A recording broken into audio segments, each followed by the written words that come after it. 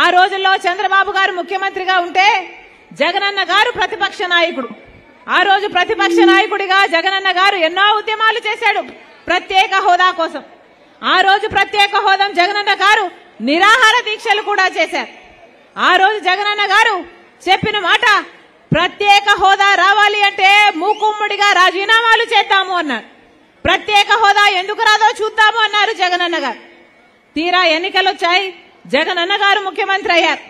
ఇప్పుడు జగనన్న గారు ముఖ్యమంత్రి అయినాక ప్రత్యేక హోదా కోసం ఒక్కసారంటే ఒక్కసారైనా నిలబడ్డారా, మాట్లాడారా, బీజేపీని నిలదీశారా, ఒక్క నిజమైన ఉద్యమమైనా చేశారా అంటే ఒక్కటి కూడా చేయలేదు. ఒక్కసారి కూడా ప్రజల పక్షాన మాట్లాడలేదు. ఒక్కసారంటే ఒక్కసారైనా మూకుమ్మడిగా రాజీనామాలు చేద్దామన్న జగనన్న గారు ఇప్పుడు ఎందుకు రాజీనామాలు చేయడం లేదు? ఇప్పుడు అదే బీజేపీ పార్టీకి తొత్తులుగా మారారు.